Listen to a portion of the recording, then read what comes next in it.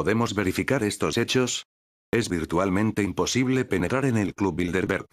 Algunas de las pruebas no están a nuestro alcance porque la información sale directamente de los archivos de inteligencia y solo una minoría privilegiada puede verlos. No espere nunca que los medios de comunicación mencionen la conspiración en los telediarios de la noche. La prensa está totalmente bajo el control de las hermosas damas y caballeros que dedican la mayor parte de su tiempo a empresas filantrópicas. La mayoría de la gente cree que, como no puede ver una motivación detrás de las cosas que he descrito, como todo esto no aparece en las noticias, debe de tratarse de una más de las muchas teorías de la conspiración a la que despreciar, frecuentemente ridiculizar y finalmente rechazar. La gente quiere pruebas definitivas y eso es lo más difícil de conseguir. Eso es lo que el Instituto Tavistock ha hecho con la raza humana. El nuevo orden mundial ha neutralizado la única amenaza real que las sucias masas, es decir, nosotros, hemos podido oponer a sus planes. Este libro puede ser una excepción. Su objetivo es quitarle la máscara al nuevo orden mundial para mostrarlo como realmente es.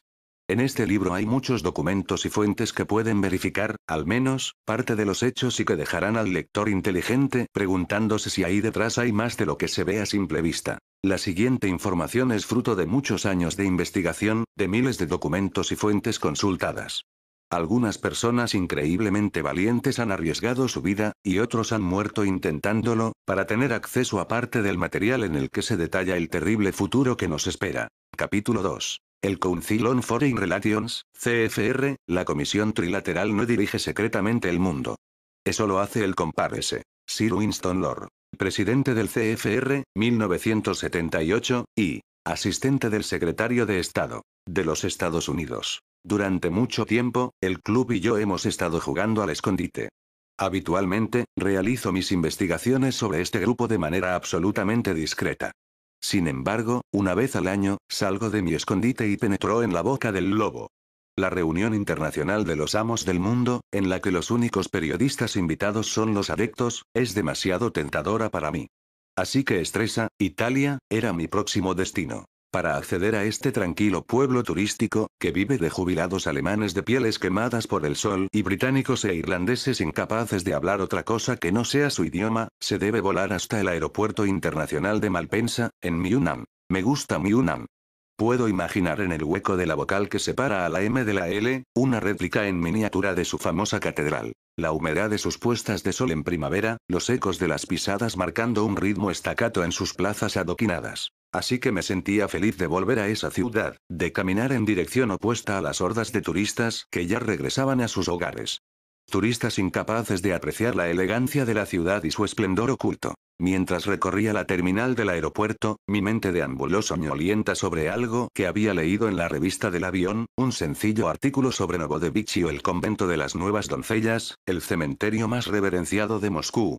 El artículo se veía forzado a compartir el espacio de la página con una mujer fatal con un escotado vestido rojo, que se llevaba una botella de licor celestial a sus húmedos y carnosos labios, y una útil lista de visitas imprescindibles elaborada por el Departamento Ruso de Turismo. Entre lo más destacable, el mausoleo de Lenin, el cuartel general del KGB en Lubyanka y el GUM, el centro comercial más grande del mundo. Novodevichy. Algunos de los escritores y poetas rusos más venerados están enterrados allí. Chejov fue uno de los primeros en residir en el lugar, en 1904, y los restos de Gogol fueron trasladados allí desde el monasterio de Danilov poco después. Los escritores del siglo XX, Mayakovsky y Bulgakov, están sepultados en él, así como los reconocidos directores y fundadores del Teatro del Arte de Moscú, Nemirovich Danchenko y Stanislavski. Pensé en la ulterior imprevisibilidad del futuro. El pasado era para mí no una rígida sucesión de hechos, sino algo así como un almacén de imágenes recordadas y pautas ocultas que contienen la clave del misterioso diseño de nuestra vida. Visité en mi imaginación la tumba de Gogol, simbólicamente vinculada a la de otro famoso escritor, Bulgakov, autor de El Maestro y Margarita. La tumba de Gogol fue, en un momento dado, trasladada dentro del mismo cementerio de Novodevichy. En el traslado se renovó parte de la piedra original, quedando una gran losa almacenada durante años, hasta que la esposa de Bulgakov la vio y la incorporó a la última morada de su esposo. Más tarde se descubrió que aquella piedra había pertenecido a la sepultura de Gogol. Belleza y luminosidad, por un lado. Meditación filosófica, por otro. Buena será. ¿Sería tan amable de acompañarnos, por favor? Una voz aguda y penetrante dispersó mis pensamientos que fluían, plácidamente y sin propósito, por los confines de mi imaginación. Alcé la vista. Un tipo, embutido en una gabardina, se dirigía hacia mí.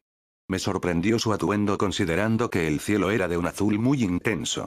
Entre los pliegues de su gabardina pude ver el brillo de una arma automática. Como la estrella invitada de un espectáculo de feria, rodeado de jorobados, enanos y mujeres barbudas, este insignificante hombre, comparsa perfecta en cualquier carnaval, invadió mi espacio personal, chasqueó los talones y se llevó 2 dedos a la frente presentándose a sí mismo.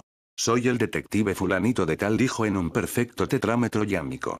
Haga el favor de acompañarnos, si no le importa. Una intensa sensación de tragedia anunciada o, más exactamente, una sombra pesada, se cernió sobre mi mente recordándome el peligro que envolvía a mi forma de ganarme la vida. El detective y yo, flanqueados por 2 guardias locales y un agente de narcóticos con un Doberman, entramos en una diminuta sala de detención donde agentes de aduanas y guardias de seguridad solían zarandear a pequeños y grandes delincuentes esperando la recompensa de sus rivales de la AMPA. La sala albergaba un escritorio, absurdamente ancho, y cerca de él una mesa baja con una lámpara. Todo parecía asombrosamente tranquilo.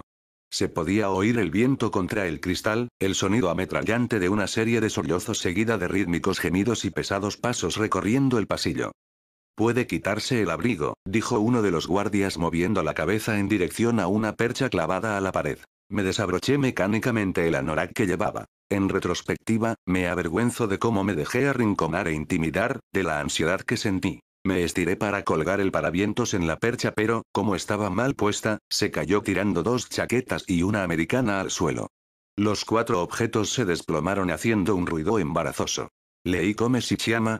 ¿Cómo se llama? Respondí con mi nombre. ¿Cuál es su nacionalidad? Se la dije. Dice parte de Canadá y leí. ¿De qué parte de Canadá es usted? Leí dove habita. ¿Dónde vive?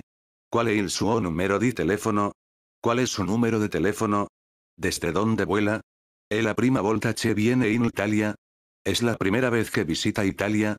Durante todos estos años que he estado cubriendo las reuniones del Club Bilderberg, he aprendido a evitar el innecesario enfrentamiento con los intimidantes guardias de fronteras y policías. He conocido a varios periodistas que han sido devueltos a casa solo por irritar a la autoridad. Nos gustaría examinar su equipaje. Tenemos razones para creer que puede estar transportando drogas, dijo el detective. Si tiene drogas, es mejor que nos lo diga antes de que abramos la maleta. Se sumó el agente de narcóticos. No estaba preocupado por las drogas, porque simplemente no tomo drogas, no las fumo y mucho menos las transporto a otro país en una maleta. Sin embargo, estaba cubriendo el encuentro anual del Club Bilderberg y mi nombre era conocido por todas las divisiones del servicio secreto, desde el Mossad al KGB, del MI6 a la CIA. Todos los periodistas que cubren estos encuentros secretos anuales son fotografiados, se registran sus datos personales y toda esa información pasa de la Interpol, controlada por los Rockefeller, a todas las agencias de protección internacional. No sería la primera vez que alguien intentaba comprometer mi seguridad. En Toronto, en 1996, un agente encubierto intentó venderme un arma robada. En Sintra, en 1999, me enviaron a la habitación del hotel a una mujer que había sido programada mediante técnicas de hipnosis y lavado de cerebro, con el mandato de desnudarse y tirarse inmediatamente por la ventana, después de recibir una cierta llamada telefónica.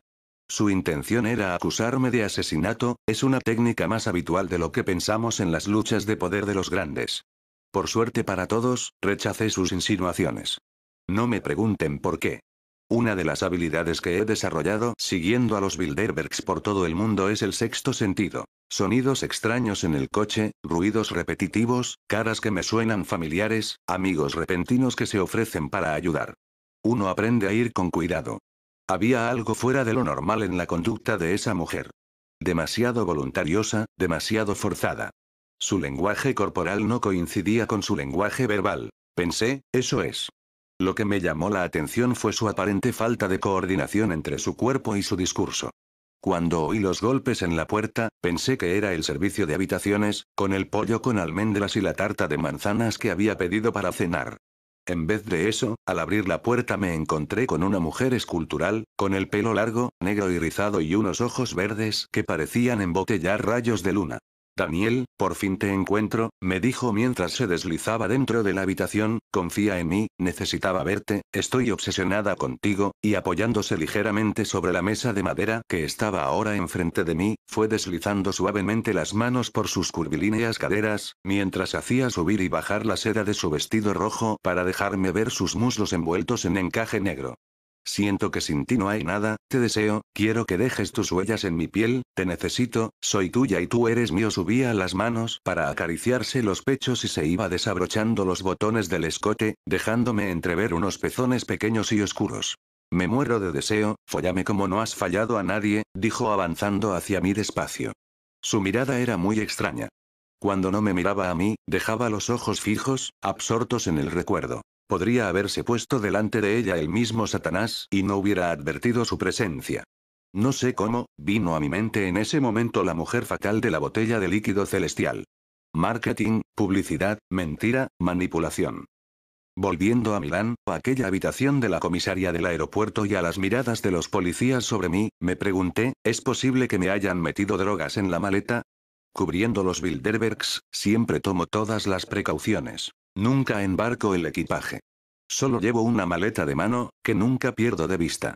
Volviendo de Escocia en 1998, que constituyó una de mis investigaciones sobre el Club Bilderberg más provechosa, pues Jim Tucker, de American Free Press, y yo descubrimos los planes de guerra del Club Bilderberg en Kosovo.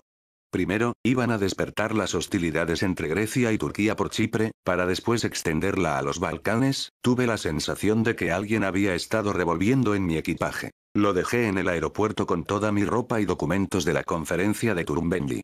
Así que, moviéndome hacia un lado de la sala, me encontré en la parte sombría del ancho escritorio. El detective que estaba sentado en el borde del banco observaba atento todos mis movimientos, las manos apoyadas en el cañón de su arma.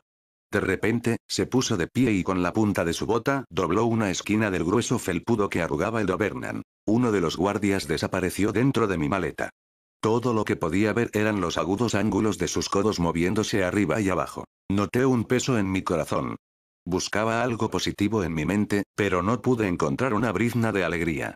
Lo mejor que me podía pasar era que me metieran en un avión de vuelta a casa. De repente, el guardia me miró, dio un grito mezcla de curiosidad e incertidumbre y sacó de la maleta un delgado y usado volumen en ruso de Fett, gran escritor ruso del siglo XIX.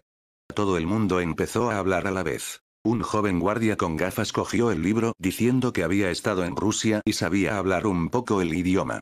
Por ejemplo, sabía decir borscht, sopa de remolacha, raduga, arco iris, y privet, hola. Al menos, la actitud de ese guardia hacia mí cambió completamente. Registrando los más profundos rincones de su memoria, intentó en vano unir aquellos retazos idiomáticos en una frase coherente.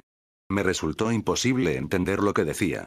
Escuché con atención y la boca medio abierta. Su conocimiento de ruso me recordaba la vasta estepa, una palabra, una casa, esa isla de esperanza entre la enormidad del vacío. El paradójico proceso de intentar entender mi dócil lenguaje me causaba dolor. El detective, que se había aproximado al guardia, se sentó a mi lado. Yo estaba todavía de pie, apoyado contra la pared, y sentí su desagradable calidez. Se puso un caramelo de menta en la boca y le arrebató el libro al guardia. Pasó los dedos por el lomo del libro, lo abrió y empezó a husmear entre las páginas. Como todo aquel que lee poco, bisbiseaba siguiendo con los labios la lectura. Aprovechando la calma de la conversación, hice un estudio detallado del hombre. Corpulento, moreno, no muy joven, nariz afilada, bien peinado, párpados prominentes y uñas mordidas. En la habitación de al lado, alguien reía sonoramente. Una silla atravesó violentamente la estancia en la sala de enfrente. El hombre con el Doberman llevaba unos pantalones estrechos y apretados que cubrían unas piernas arguiruchas. Le murmuró algo al guardia, aunque las palabras se perdieron en el conjunto de las voces. La puerta, cuya existencia había pasado por alto, se abrió de repente con fuerza. Un hombre vestido de paisano entró de repente con un arma. El guardia lo vio primero, soltó un grito y levantó las manos con sus 10 dedos danzando en el aire. Él y el detective, que ya se había cansado de hojear mi libro, pues no llevaba fotos, se saludaron efusivamente, con palmadas y apretones de manos fervorosos. Empezó una breve conversación. En ese momento, el detective, el hombre de paisano, los dos guardias y el manifiestamente pasivo agente de narcóticos formaban una pina. El Doberman dormía sobre el felpudo. La conversación transcurría en un tono discreto, lo que suponía una monumental hazaña para cualquier italiano, y de ella pude captar fragmentos aislados de frases. Cosa vuol dire? ¿Qué quiere decir? Non capisco nulla, no entiendo nada. ¿Qui cerca, a quién busca? Después de un breve intercambio, todo el mundo se puso cómodo. El detective se sentó frente a mí, los guardias recuperaron su puesto en la puerta y el policía de narcóticos se sentó sobre el escritorio. El hombre de paisano se apoyaba contra la pared. Déjeme ver de dónde le conozco, empezó. La voz aterciope una hada del detective añadía una sensación dramática a esa obra teatral cuyos mal dibujados protagonistas no acertaban a animarse. ¿Dove siete alloggiati? ¿Dónde se aloja? Me pidió los billetes de avión y la reserva del hotel. Se los entregué rebuscando entre el habitual desorden de mi equipaje. ¿Qué razón podría usted tener para venir a Estresa en esta época del año? Sopesaba todas y cada una de las palabras que decía para darles todo el sentido común que podía. Yo no respondí. En ese momento, mis nervios estaban inusualmente receptivos después de una inacabable hora de interrogatorio. Mecánicamente, alcancé mi FET, mi única fuente de calidez y seguridad. Inmediatamente, el detective me pidió que dejase el libro y prestase atención. El detective sacó una fotografía de la carpeta roja que sostenía con la mano derecha. Apenas podía creerlo. Enfrente, tenía una copia en blanco y negro de la fotografía de mi carnet de identidad español. ¿Qué ha venido a hacer a Estresa? Repitió en un perfecto inglés. Me habían descubierto. No había otra posibilidad. Alguien del Ministerio del Interior español les había facilitado mi fotografía a las fuerzas de seguridad italianas. Los italianos sabían de mi venida y me estaban esperando. Y lo que era peor, el Ministerio del Interior español estaba colaborando con el Club Bilderberg para detener mi investigación. ¿Quién podía haber sido? ¿Cómo sabían dónde esperarme? Fue la compañía aérea quien les había facilitado mis datos, que eran confidenciales, a los italianos. ¿Quién los había pedido? ¿Qué habían obtenido a cambio? Miré intensamente un pedazo de papel de aluminio que había en el suelo. De repente, entendí algo que había estado intuyendo sin ser consciente. La razón de que me hubiesen detenido, de que me estuviesen interrogando, de que me hiciesen perder el tiempo. No me podían retener porque no había hecho nada. Tampoco me podían dejar ir, porque tenían órdenes de dejarme en la estacada. Los guardias de fronteras, sin saberlo, formaban parte de la invisible maquinaria del Club Bilderberg. Me levanté. Señores, dije, tienen dos opciones. O me detienen y me imputan algún cargo o me dejan ir. Se ha acabado esta mascarada. Ustedes saben perfectamente por qué estoy aquí y yo sé que ustedes saben que conozco su juego. Me fijé en la sombra que proyectaba el trozo de papel de aluminio del suelo.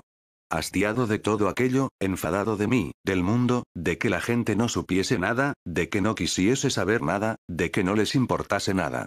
Intenté fundir aquel objeto insignificante en la ordenada existencia del momento. De nuevo, discutieron entre todos el próximo movimiento.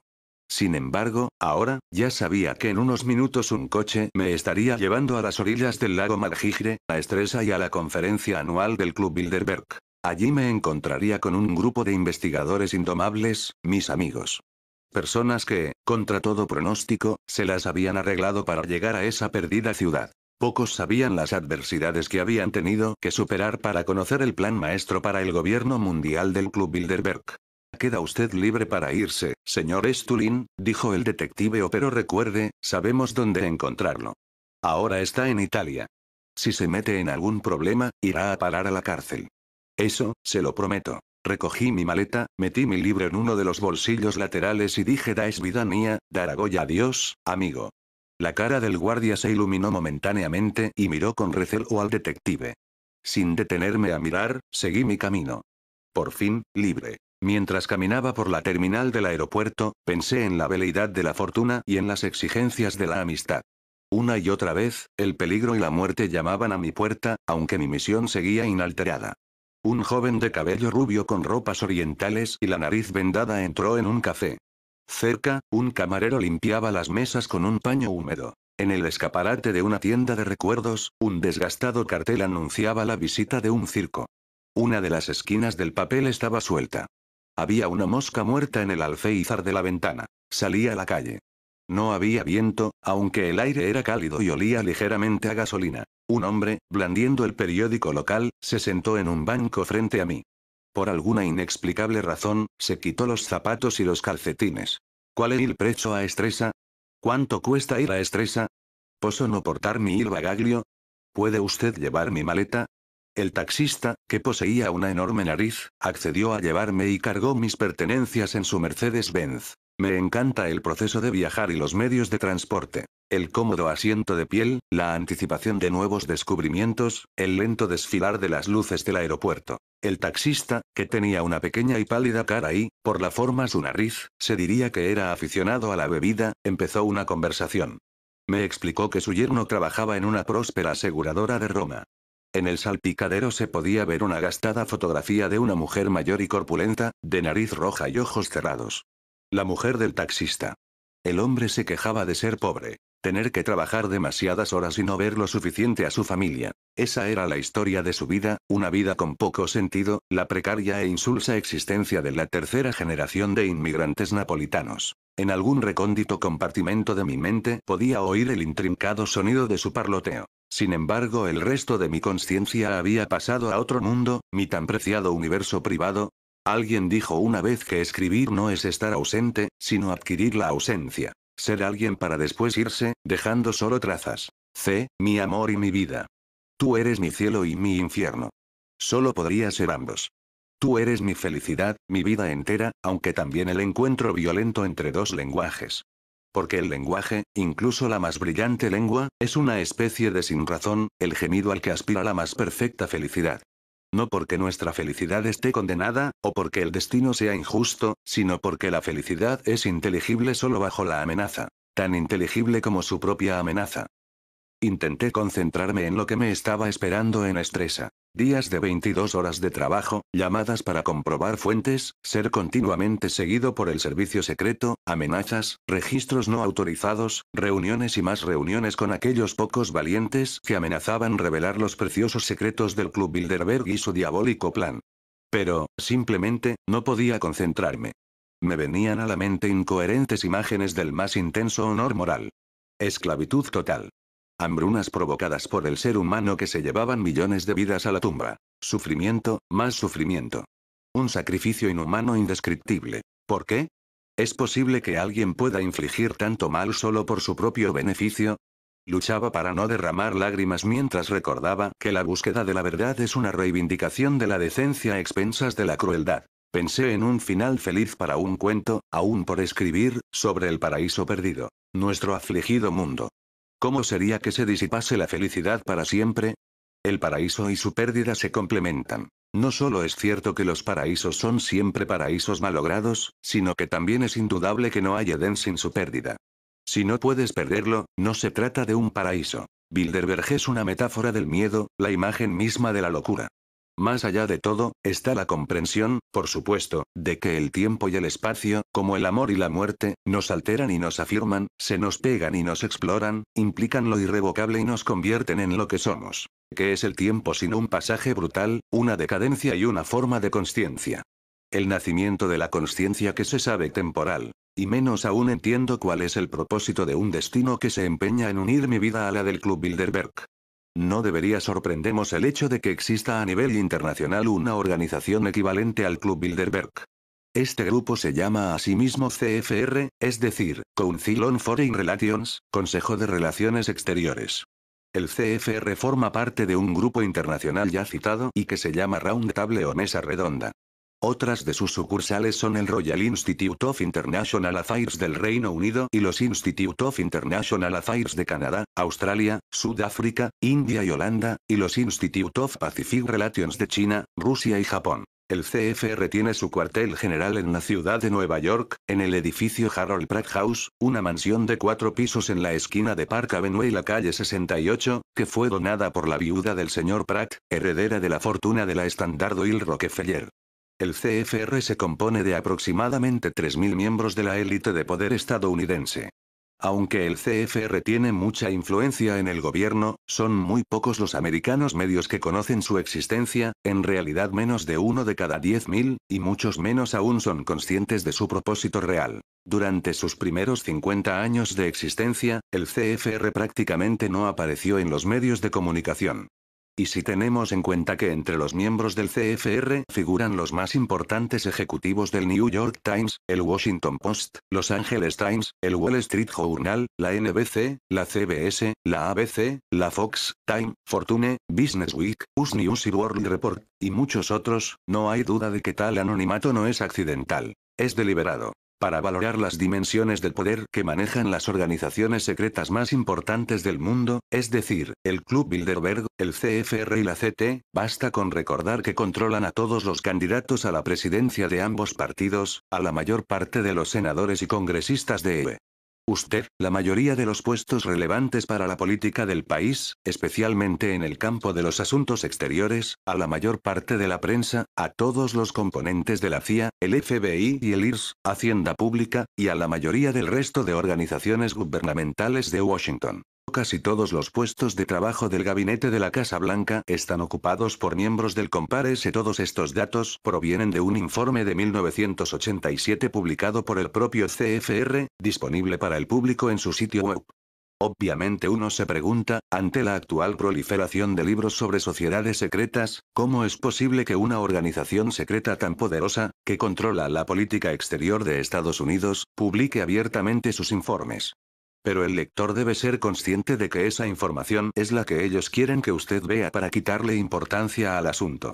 Las decisiones realmente diabólicas se toman en esferas internas de la organización, como veremos a lo largo de este capítulo, en que podemos imaginar la inmensidad de la filtración del CFR en la sociedad. Según se dice en ese informe, 262 de sus miembros son periodistas, corresponsales y directivos de empresas de comunicación. Pregunte a cualquiera de estas personas qué sucedió en el último encuentro social del CFR y probablemente se encuentre con que su preocupación por la libertad de prensa se ha evaporado. Katherine Graham, la legendaria editora del Washington Post, por ejemplo, afirmó en un encuentro de la CIA, una organización que ha estado bajo el control virtual del CFR desde su creación. Hay algunas sobre nosotros que el público no necesita ni debería saber. Todos los directores de la CIA han sido miembros del CFR, a excepción de James R. Schlesinger, que ocupó brevemente el cargo en 1973. Schlesinger, sin embargo, era un protegido de Daniel Ellsberg, miembro del CFR, famoso por haber hecho públicos los papeles del Pentágono sobre el Vietnam. Por lo tanto, su nombramiento también estaba manipulado por el hombre clave del CFR, Henry Kissinger. Cada 4 años, los estadounidenses tienen el privilegio de escoger a su presidente. En 1952 y 1956, Adlai Stevenson, miembro del CFR, se enfrentó a Eisenhower, también miembro del CFR. En 1960, la batalla la libraron Nixon, miembro del CFR, y Kennedy, también miembro del CFR. En 1964, el ala conservadora del Partido Republicano dejó aturdida al estamento del poder nominando como candidato a Barry Goldwater por delante de Nelson Rockefeller. Rockefeller y el ala CFR de su partido pintaron a Barry Goldwater como un peligroso radical que quería abolir la seguridad social, tirar bombas atómicas sobre Hanoi y convertirse en una reencarnación de Mussolini. Gary Allen, el expediente Rockefeller. En las siguientes elecciones, Lyndon Johnson consiguió una victoria aplastante sobre un humillado Goldwater. En 1968 se enfrentaron una vez más dos miembros del CFR, Nixon frente al demócrata Hubert Humphrey.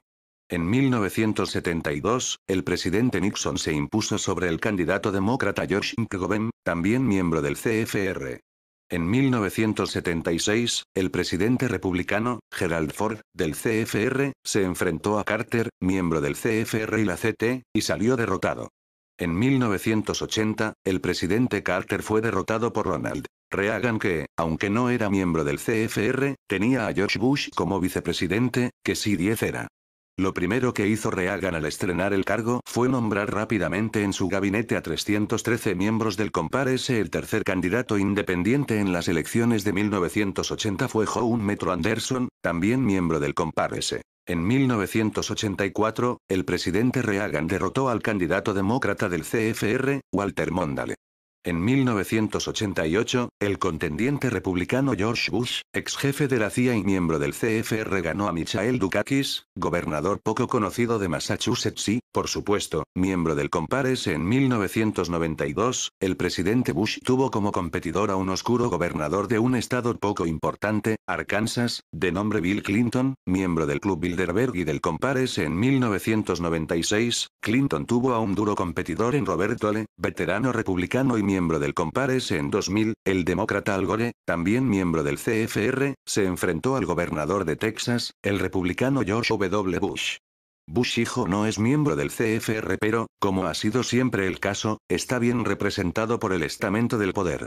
Todo el equipo de Bush, Condoleezza Rice, Dick Cheney, Richard Perle, Paul Wolfowitz, Lewis Libby, Colin Powell y Robert Zoellick, son miembros del Congress. En 2004, como ya mencioné anteriormente, el presidente en ejercicio Bush derrotó al demócrata John Kerry, miembro del CFR y el Club Bilderberg.